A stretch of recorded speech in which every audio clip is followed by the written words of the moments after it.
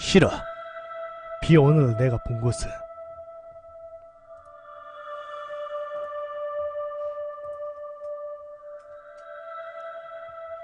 벌써 몇 달이 지난 일이니까요. 아무리 머리 좋은 사람이더라도 오래된 일은 완벽하게 기억낼 수가 없습니다. 아마도 95% 정도는 진실이고 나머지 5%는 제 기억 속에서 왜곡된 거겠죠. 그러면 이야기 시작합니다. 때는 졸업을 앞둔 중학교 3학년 때였습니다. 다른 친구들은 고등학교 준비니 어쩌니 하면서 공부하기 바쁜 시기였죠. 하지만 장래 희망이 많아가인 저에게는 먼 섬나라 같은 얘기였습니다. 그날은 겨울치고는 더운 비오는 날이었습니다. 제 기억에 의하면 아마 둘째 주 화요일이었을 겁니다. 제가 좋아하는 만화 잡지 찬스가 나오는 날이었으니까요. 하지만 제가 다니는 서점은 잡지가 그날 바로 들어오지 않고 저녁 6시쯤 돼서야 책이 배달되곤 했습니다. 다른 서점은 안 가봐서 잘 모르겠습니다. 서점을 가기 위해 저녁밥을 먹고 밖으로 나왔을 때 가로등 하나 없는 짙은 어둠만이 깔려 있었습니다. 버스 정류장에서 15분 정도 기다리니 버스가 오더군요.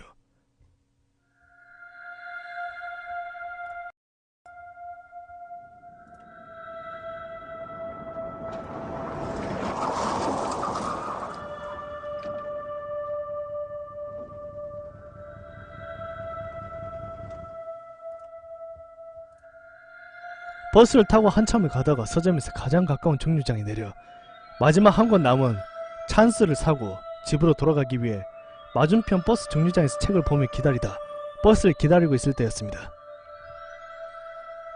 제가 책을 산 서점 쪽에 코트를 입은 사람 한 명이 보이더라고요. 다리가 굉장히 길었고 목도리도 허리까지 오는 긴 것이었습니다. 아까도 말씀드렸다시피 제 꿈이 만화가인지라 길을 걷다가도 모델로 쓸만한 사람이 지나가며 머릿속에 확실히 기억해 두기 위해 한참을 쳐다보곤 했습니다.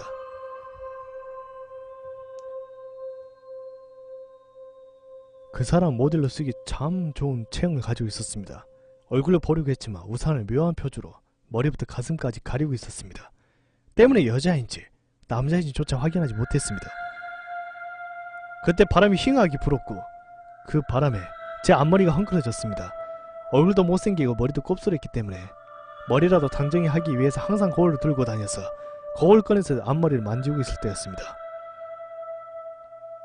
가로등 길 건너쪽으로 있었기 때문에 등을 가로등 쪽으로 돌리고 있는데 뒤통수가 근질근질한 걸 느꼈습니다.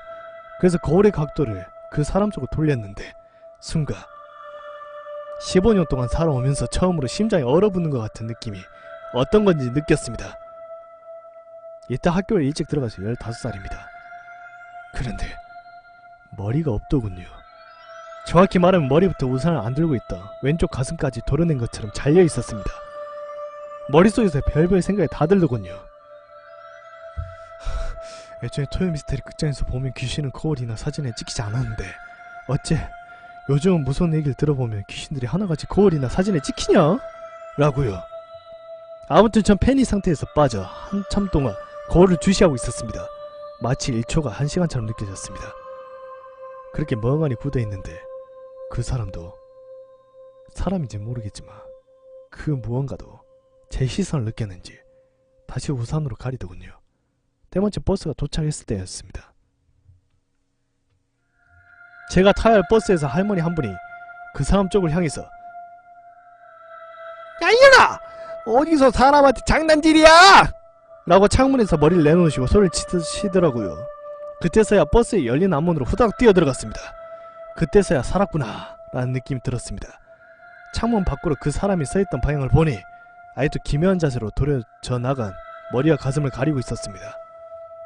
이제 와서 생각해보니 그 사람이 두르고 있던 목도리도 짧은 것이었는데 오른쪽 어깨에 걸치고 있어서 허리까지 왔던 거더군요. 다시 본론으로 돌아와서 그렇게 버스는 출발하고 버스 안에는 할머니 한 분, 그 옆자리에 검은 양복을 입은 아저씨 한 분, 20살 정도로 보이는 여자 한 분, 그렇게 3명이 타고 있었습니다. 뭐 기사 아저씨까지 포함하면 4명이죠. 저는 운전석 바로 뒤에 앉아서 아직도 멈출 줄 모르고 바쁘게 뛰고 있는 가슴을 진정시키고 있었습니다. 그때 뒤에 계신 할머니가 말씀하시더군요. 총각, 비오는 날을 귀신들이 많이 돌아다니니까 밖에는 나오지마. 특히 오늘같이 더운 겨울날이면 더하지. 저도 그 말 어디선가 들었기 때문에 잘 알고 있었습니다. 아, 네. 저희 엄마도 그런 말씀 하셨어요. 그런데 왜 나온 거야? 만화 잡지 사려고요. 그래, 우리 손주는 너 많이 좋아하는데 만화. 할머니는 그렇게 말꼬리 흐리셨습니다. 한 두 정거장에서 세 정거장 더 지났을 때 할머니께서 다시 말 건네셨습니다. 총각, 난 여기서 내려야 하네. 다음부터 오늘 같은 날 나오지마. 아, 예. 하지만 할머니는 버스의 정류장 근처에 도착했을 때까지 벨을 누르지 않으시더군요. 그때 뒤에서 꾸벅꾸벅 졸고 있는 여자가 놀라서 일어나 벨을 눌렸습니다. 버스는 멈추고 나를 제어한 할머니, 아저씨, 여자 다 내리더군요. 버스는 다시 출발하고 조용한 버스 안에는 기사 아저씨와 저 둘만이 남았습니다. 버스가 신호에 걸려서 대기하고 있는데 기사 아저씨가 말을 걸어왔습니다. 학생! 요즘 그 핸즈풀인가? 뭔가 하는 거 얼마 정도에 파냐? 갑자기 생뚱맞는 질문에 당황해서 저는 핸드폰이 없어서 모르겠는데요? 라고 했더니 아까 핸드폰 통화한 거 아니었어? 네! 아, 전 할머니랑 얘기하고 있었는데요? 에? 무슨 할머니? 아까부터 버스에는 학생하고 방금 내린 여자 둘만 타고 있었잖아. 저는 다시 한번 패닉 상태에 빠졌습니다. 그렇다면 아까 그 검은 양복 아저씨는 누구지? 그 할머니는? 머릿속으로 이 세상, 이 생각, 저 생각 다 해봤지만 답은 나오지 않았습니다. 다만 아까 할머니께서 하신 말씀만 귓가에 맴돌고 있었습니다. 총각, 비오는 날에 귀신들이 많이 돌아다니니까 밖에는 나오지마. 특히 오늘같이 더운 겨울날이면 더하지. 얘기는 여기서 끝입니다. 버스 정류장에 내린 뒤 도저히 어두운 골목길을 걸어갈 용기가 나지 않아서 1시간가량 쪼그리고 앉아있다가 같은 건물에 사시는 아저씨를 만나 겨우 돌아갈 수 있었습니다. 인터넷에 돌고 있는 괴담 형식이랑 다를 게 없다고 돌을 던져도 좋습니다. 저는 제 얘기 끝까지 읽어주신 분 그것만으로도 고마울 따름입니다. 여러분들도 조심하시고 비오는 날에는 귀신들이 많이 돌아다닙니다. 조심하십시오.